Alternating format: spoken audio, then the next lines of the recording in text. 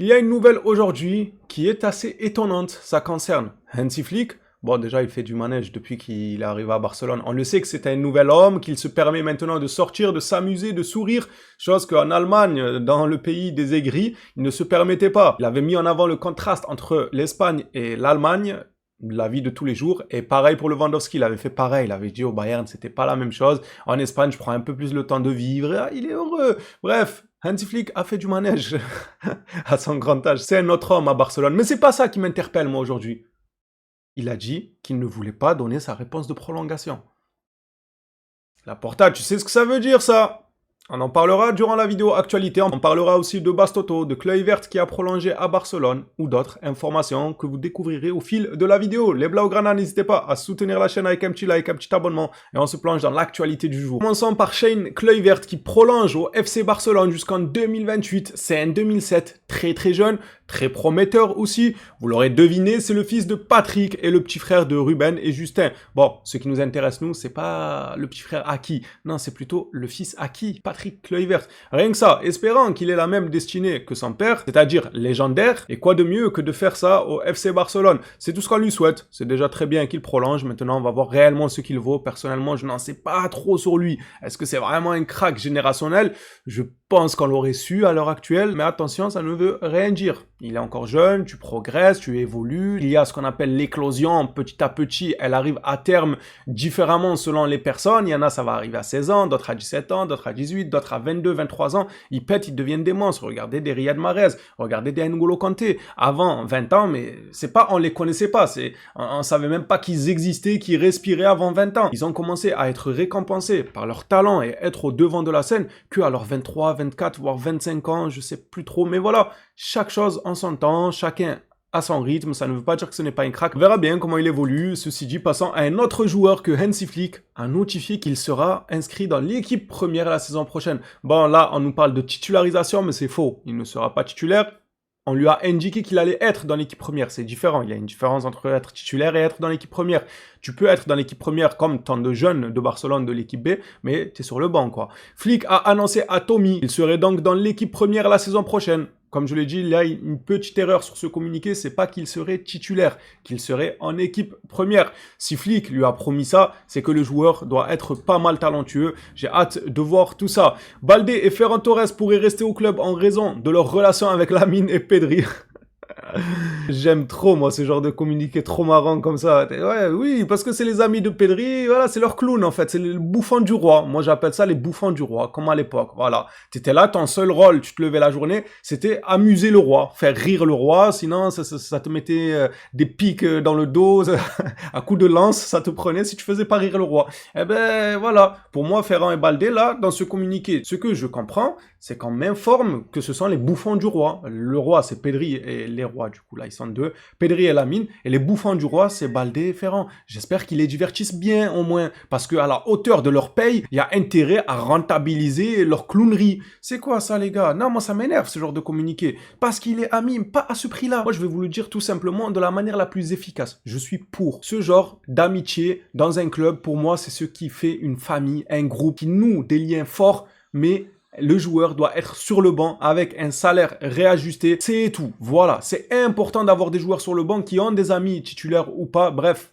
que ça forme une famille. Mais tu peux pas me dire que le mec, il va exiger de jouer, que le mec, il est payé un certain montant pour qu'au final, il reste juste parce que c'est l'ami d'un tel. Il n'a pas le niveau, mais c'est l'ami d'un tel. S'il vous plaît, Ferran. Ok, c'est l'ami d'un tel. Alors, il va rester tout le temps sur le banc. De toute façon, il est souvent sur le banc et avec l'arrivée d'un neuf, il sera sur le banc et on revalorise son salaire s'il veut prolonger. Voilà, son contrat, il lui reste pas tant que ça à Ferran. Je crois on parle de 2 ans, un truc comme ça. Ferran, un contrat revu à la baisse et tu continues à faire le bouffon du roi si ça t'intéresse. Voilà. Et pour Baldé, c'est soit tu progresses, soit pareil. Un contrat à la baisse et vous restez dans la rotation, des joueurs de famille, d'amis, on s'amuse, on rigole tout. Il n'y a aucun souci. Et j'encourage même ça, moi. Un effectif se doit d'avoir certains liens d'amitié très forts. Je parle sincèrement là, j'ai même pas fini de lire. Les offres qui leur parviennent seront étudiées, mais leur relation avec les joueurs mentionnés sera pris en compte. Et carrément, on prendra ça en compte. Le club est soucieux de la stabilité du vestiaire et de son équilibre, et Baldé et Ferran sont des éléments importants de ce point de vue. Chose que je comprends totalement. Il faut des éléments pour souder le groupe, comme je l'ai dit. Tant mieux que Baldé et Ferran fassent partie de ces éléments-là, mais pas non plus au détriment du niveau, de la qualité, de la performance. Ou alors, pour clôturer une bonne fois pour toutes, on baisse vos salaires et vous êtes officiellement dans les joueurs de rotation. Passons maintenant à Laporta avec Hansi Flick. D'après ce qu'on nous rapporte aujourd'hui, Hansi Flick a décidé de reporter son choix de prolongation à la fin de la saison. Est-ce que vous me voyez venir ou pas? Il attend tout simplement la période de mercato. Et moi, je salue, personnellement, je salue. Peut-être que c'est pas le cas, mais vous savez qu'ici, on est théorie-man, on aime bien faire des théories. Je vois aucune raison pour Hansi Flick qui s'éclate au club, qui s'amuse très très bien, etc. Que le mec te dise, ouais, flemme, je prolonge pas maintenant. On en reparle, c'est bon, oui, on a tout conclu et tout, c'est ok. Mais on signe plus tard, frérot. Ça veut dire quoi, ça? Ça veut dire, il te met, entre guillemets, une petite pression du genre, ouais, plus tard.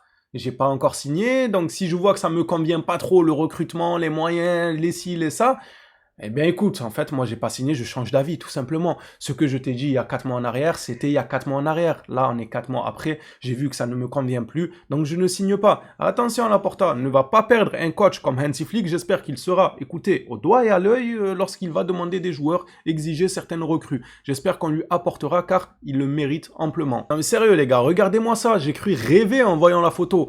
Hansi Flick qui s'amuse, qui fait des trucs sensationnels ou je sais pas quoi là. On a tellement changé des hommes à Barcelone quand même. Lewandowski, il est venu, on dirait on l'a sauvé d'une prison à ciel ouvert. Hansi Flick, pareil, on l'a jamais vu sourire là-bas au Bayern, tout le temps aigri. Il arrive au Barça, il sourit, il mange des churros, il... il va faire le manège. Non, incroyable, c'est bien Flick. Peut-être qu'il a 12 ans, on sait pas. Non, peut-être en vrai, on dirait qu'il a une couche.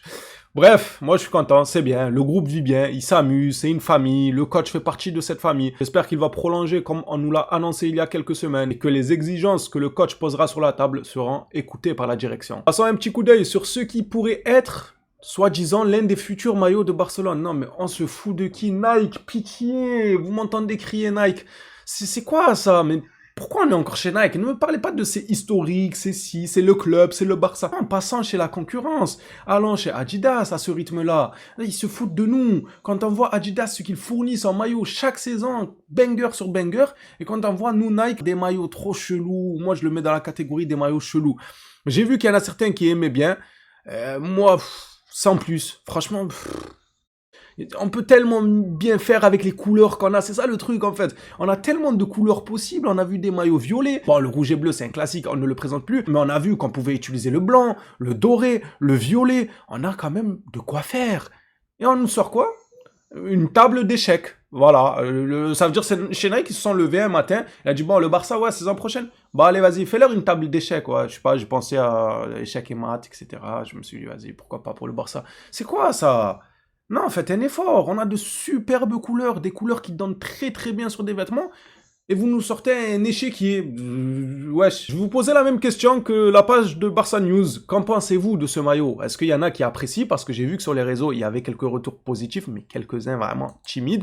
Moi, j'apprécie pas du tout pour ma part. L'agent de Koffan a déclaré que le FC Barcelone est l'un des clubs intéressés par le joueur. Encore une fois, je ne sais pas à quoi jouent les agents. Est-ce qu'ils s'embêtent ou est-ce qu'ils veulent juste faire augmenter la valeur marchande de leur joueur? C'est un bon joueur, Koffan, on va pas se mentir. Mais de là à ce que son agent déclare que le Barça s'intéresse déjà à lui, en faisant ça, il bousille le travail du club en sous-marin. Un joueur qu'on n'avait pas forcément en vue dans certains journaux comme pour les autres joueurs. C'était sûrement l'un des dossiers que le club gardait au cas où, mais tout en silence pour ne pas attirer la convoitise des autres clubs. Bon, il est déjà convoité par Arsenal, Chelsea en PL, il a une très bonne cote, le jeune Koffan, mais au Barça, on n'en avait pas entendu parler. Son agent, il vient, il dit oui, Barcelone s'intéresse à lui. Pour moi, la seule et unique raison, c'est pas de faire du bien à Barcelone, c'est d'attirer une plus grosse valeur pour son joueur. Parce qu'il met en avant au club de PL qui souhaite débourser des sommes astronomiques comme à leur habitude. Il veut leur dire que regardez, déjà en PL, il y a Chelsea, il y a Arsenal et tant d'autres clubs. Mais attention, en Espagne aussi, il y a le Barça qui s'intéresse à mon joueur. Bon, c'est un coup de com'. Peut-être que c'est l'un des dossiers suivis par Barcelone. En tout cas, ça nous rend pas service que ce soit rendu comme ça, à jour, devant tout le monde. Le Barça aurait pris contact avec l'entourage de Bastoto, avec l'accord des dirigeants de l'Inter. Ça, c'est une excellente nouvelle. C'est selon la Gazzetta. Si l'Inter a donné leur accord, Déjà, ça veut dire que ça confirme les communiqués précédents, comme quoi l'Inter est ouvert à discuter, à négocier et à céder son joueur. C'est déjà un excellent point. Ils ne sont pas là en train de nous tourner le dos en nous disant non, nous on vend pas, il est sous contrat, on s'en fout, on vous écoute pas, on le garde, on veut un projet autour de lui. Non, ils sont plutôt dans le on vend, on écoute les propositions, on négocie, on veut rajeunir notre effectif, donc pourquoi pas perdre Bastoni. C'est plutôt pas mal et on nous parle d'un prix de négociation qui pourrait débuter autour de 40-45 millions. Ça serait mais plus qu'excellent. Évidemment, il y a des bonus qui se rajoutent à ça, qui portera, comme on le sait, la somme totale certainement aux alentours des 70 à 75 millions d'euros avec les bonus, mais sans bonus 40-45 millions, pour moi, c'est un très bon deal. Les bonus, ça dépendra, on verra la liste des bonus inclus lors de l'achat si ça venait à se conclure ce deal. Ce qui est sûr, c'est que les dernières nouvelles pour Bastoni sont plutôt rassurantes. En plus de ça, le joueur, du coup, il joue pas le mondial. Dommage, du coup.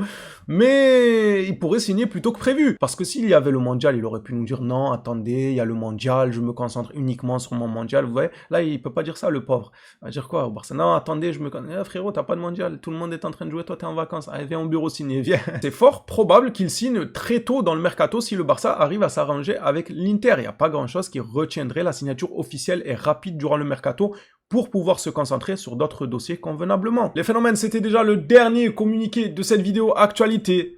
Hâte de vous lire dans l'espace commentaire. Comme d'habitude, j'ai envie de dire, on s'attrape. À la prochaine sur le FC Barcelone. D'ici là, prenez soin de vous les Blaugrana.